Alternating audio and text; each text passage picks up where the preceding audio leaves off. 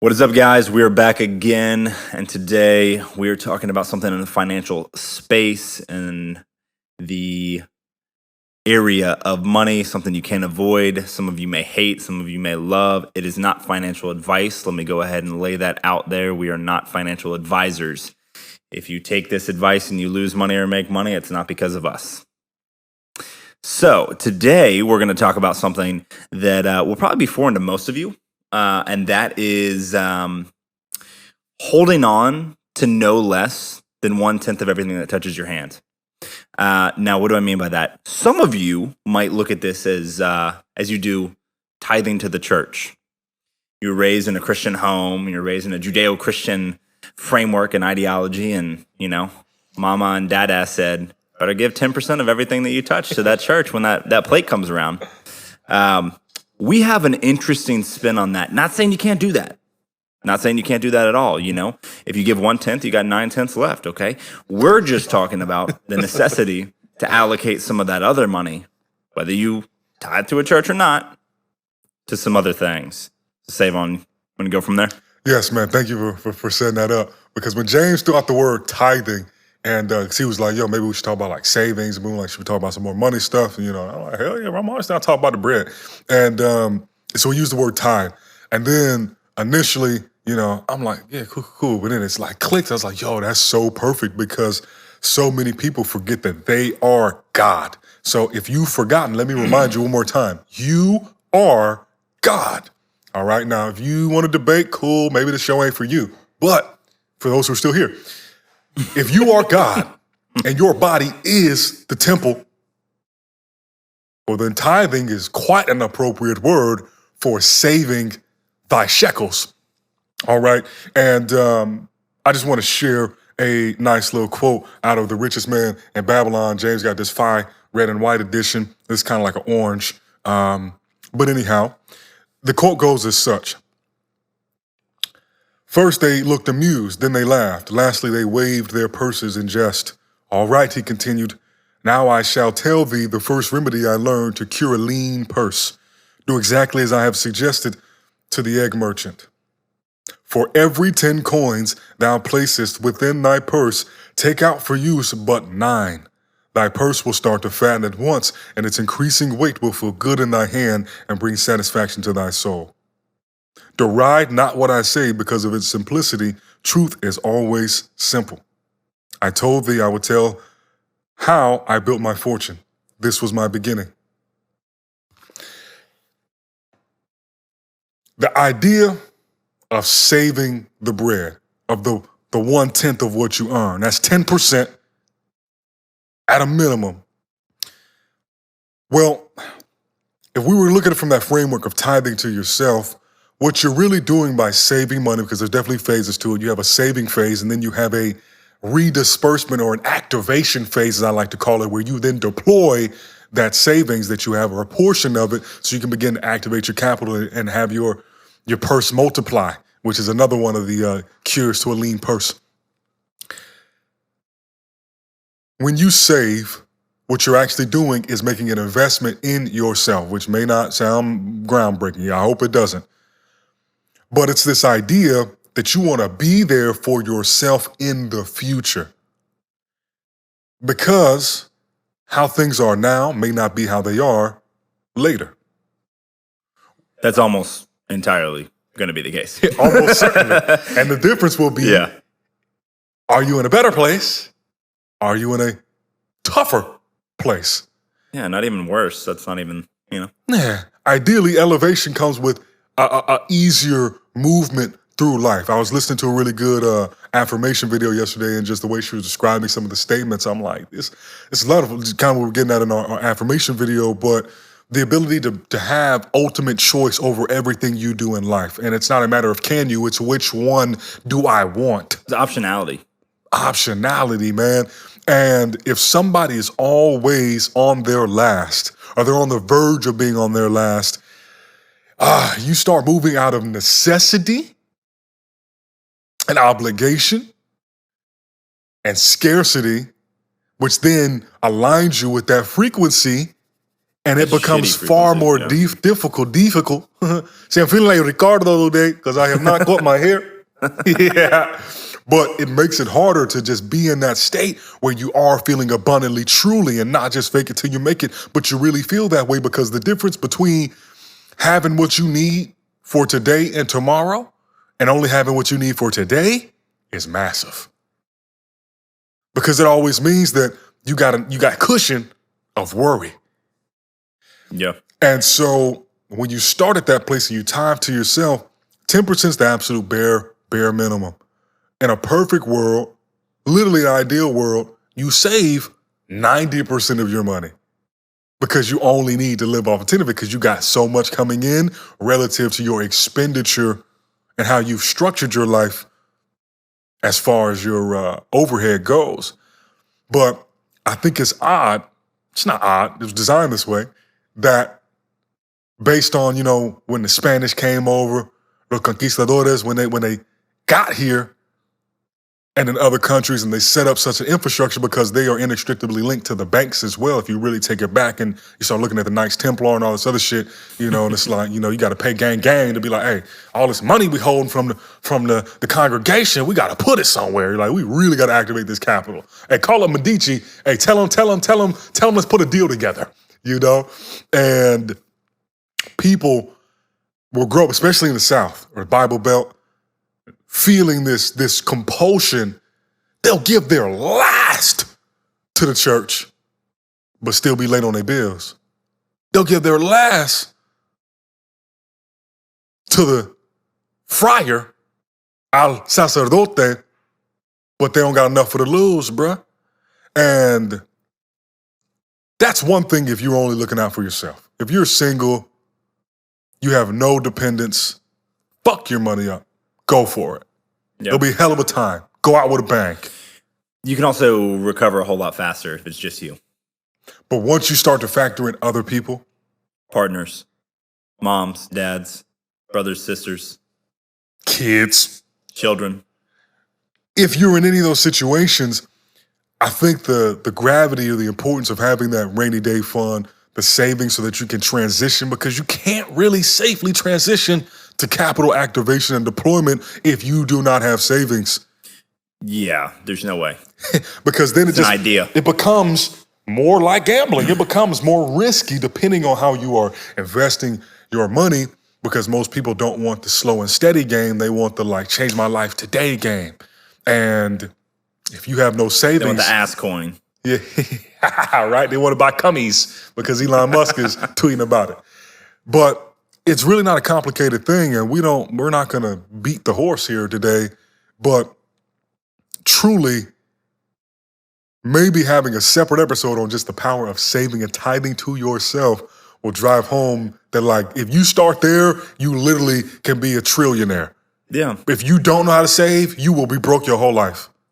And it's interesting. When I was growing up, I set aside so 30% of all the bread that touched my hands, from lawn care business all the way up to working with the electrician to then going into the bar scene and what have you there.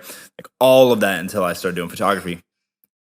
When I wasn't quote unquote a business, when it was just me, when I was just hustling, I would take, when I was in the church with my family, I would take 10% of everything and whoosh, there we go. But I would take another 20%. And it would go to the, James, you're never fucking touching this. This is 30% of your money. You're doing whatever you want with 70%. But 30% of your money is going over here, no holds barred. You don't get to touch it. But because I did that is how I bought a vehicle in 2012 in cash. That lasted me all the way until this past fall. From 2013, December of 2012, all the way until fall of 2020. It lasted me that long because I was able to save when I was a kid, because I was able to save all through high school. Literally didn't necessarily, and I was more well off. I didn't necessarily need to even have worked the amount of times that I worked, but because of the practices instilled in me by my mom and dad when I was younger, it was, I had a little bit more financial literacy than most of my friends did, even if my friends had more access to money, which is also an interesting thing. I had more money as a kid, right? As an adolescent, individually, way less money familially, Mm-hmm. as my quote unquote friends did. Most of them are acquaintances I've never spoken to again, but had less money familially than they did. They're in, $1.2 million houses, driving more cars than they got family members. Mm-hmm. We're not living like that. We're in a $300,000 or $400,000 house in the middle of a very affluent city, Peachtree City. People are familiar, golf cart capital of the world, right close to the airport. It is something where most people that work for Delta that are based in Atlanta live in Peachtree City. Okay, there's a lot of money there. But it's interesting that we were, quote unquote, the least well off, but all the hustling I did, I was closer to the richest kid because I was able to actually put into practice these things that most people would go out and, they're using a fake ID or they're paying an older sister, an older brother to buy $400 worth of alcohol for the weekend. And I'm like, if I make 1,000, 200 of that is going in savings and I'm not touching it, period. And at that time it was going into CDs, right? And just like 6 months at a time, I would just re-up and yield. Yeah, and just, hey, I don't have that money. It's straight up not there. It's not an option. So if anything goes wrong, it goes fucky. Cool. It's on the money that I have after that 30% is done. But then it's interesting, at some point along the line, starting LLCs and doing other things, I stopped saving that money because now it was like, okay, the company's making X and then I can only take this so that the company can continue to run. So I got away from the practice because I would have to live way under my means. But I'm coming to realize that that is absolutely the better thing to do, even if the money that I take home is a smaller percentage from what the company makes, but then taking and still splitting out that percentage for myself, quote unquote, that would be an investment or what have you, not keeping that in the company, running that in a different account, transferring that, uniswapping that into whatever, and doing what I need to do with it, but acting as if I don't have it. Yeah. Because I don't think that anyone is going to you can have financial literacy, but you're not going to get to wealth by thinking that you have all of that there. No, there because has if it's as easy as me reaching out and grabbing it, you're going to lose it, or you're going to spend it, or you're going to find a reason, or something's going to happen. And it could, but the point of having those systems and structures in place is so it's like, even if I felt like, engaging an urge or an impulse that day, I can't. Yeah, it's physically too difficult for me to do it. It's too much runaround. I got to go A, B, C, D, E, F, and then G. I got to pay this fee to pull it here and this fee to pull it. Like, you go ahead and you call it, not isolate. What's the word I'm looking for? Damn, we both know the word we're talking about. You compartmentalize. Yes, but no. Okay. When you put yourself in a fortress, you fortify? There we go. Yeah. You fortify the money in such a way where it's more difficult for you to use unless it's an emergency than it is for you to just flippantly go and yank it because you want to remove the convenience from it. Absolutely. Because if it is convenient, there's a much higher probability that you spend it on something that you shouldn't, or something that you think you need or you think you need now, but can wait. And you could take the money you could take the yield that and start stacking it and prolong the purchase. Yeah, and I've said this on an episode before, but one of my old mentors, Ben Jackson, I guess he's still a mentor. He's older than me. Yeah. Also, he just recently had an addition to his family. Congratulations if you happen to be listening to this. But one thing he told me several years ago, I think it was probably like 2013 or 2014, he had said that if you can't afford to buy something twice, you can't afford it. Because the idea being, at least his practice, so if he wants to go buy a Raptor, this is the story he was telling. He's like, I want to go get the Raptor, like, let's call it 80 grand.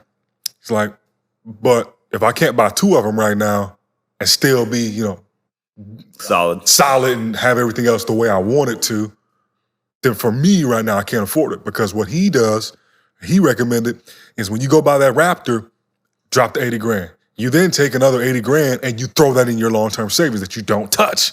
So if you can't afford to remove 80 grand from your liquid pot, in addition to the 80 grand that's gonna come out of the pocket for buying that thing, so that's the idea of if you can't buy it twice, you can't afford it. And for some people, it's like, damn, well, I don't like that, because then that's a whole lot of shit I can't afford. It's like, all right, well then. Figure out your cash flow. Figure out your cash flow, and there's so many things one can do to systematize, to optimize exactly how they live their life. And that's one thing we teach people, how to really leverage blockchain tech to build these automatic wealth generating streams, how to actually secure their funds in a way that keeps it very inconvenient to spend, but actually keeps it secure and not just like, oh, well, I believe the bank when they tell me my money's there, but hopefully we don't all want to go get our money on the same day because then we all fucked, right? Yeah. Some people are more fucked than others. And you just can't get past it, man. If you don't know how to tithe to yourself so that you can be in a better position to activate and deploy your capital so that it can grow on autopilot and eventually live off of the interest earned and not touch the principal, you're gonna be struggling financially. I ain't gonna say you're gonna be broke, but you damn sure won't be wealthy. You won't. And for those of you that have made it thus far that still can't get over Sae'Von calling you a god, even if you don't believe that you are, this still applies. Even if you pull up on church every Sunday and you don't believe you're a god, still, minimum, take 10% of everything and throw it in somewhere where it can make you more money. Goodness. We're so willing to subscribe aggressively, run devout on a handful of things, but why is it that we can't get these personal finances in check? I'm telling you, you got folks who will goddamn stop eating food for 30 days, a year. All so they can have favor of some imaginary being. Now, I'm not saying that you shouldn't fast and make sacrifices. That's a very powerful thing. Just know why you're doing it and be in alignment with who you're sacrificing to. And secret, it should be to yourself. But what do I know? I'm just a young whippersnapper out here, man, trying to pull some of the games that have been gained for hundreds of years, serve people well for hundreds of years, regardless of the persuasion, and just pay it forward a little bit, man. We get on here, we talk our shit on a weekly basis, and this money thing, bro, you can't outrun it. You can't escape it. If you go to Mars, you're still gonna have a money thing going on there. It doesn't matter. It might be a different fiat, might be a different transfer, but you're gonna still have to exchange value in some form or fashion. So if you'd rather hop off of the conveyor belt of debt slavery and having to exchange your time, and there's no way to, you can't hack that time, motherfucker. It's hard to do that. Then, you probably want to put yourself in a position to start building some wealth. And the sooner you make that pivot, the better it will be long term. So think about it. Think about it. Start tithing to yourself. And we will see you next week. Everything, as always, is on YouTube, full length, and we've got our snippets, videos, if you want to see our actual reactions when we're saying certain things and not just have to guess and close your eyes. We're also long form on all audio. Just about all audio is brought to my attention. We're not on everything, but we're close enough. We're on everything that y'all use. Most of you only use Apple Podcasts and Spotify anyways. You don't even know how to open Beaker. You don't even know what that is. So it's all good. We appreciate you being here. As Sae'Von said on one of our previous episodes, if you feel you bring something unique to the table and you would like to come on as a guest, get in touch with one of us. You have direct lines to our social. You have direct lines to our email. That's also in Anchor. It is also on Spotify. You can also comment on anything on YouTube. We would love to go down on some topics that maybe we're not SMEs on. We'd love to have somebody on that is something that people need to hear. So if that's you, if that shoe fits, wear it, Cinderella. If not, just keep listening, and we will catch you next week. Thank y'all. Peace.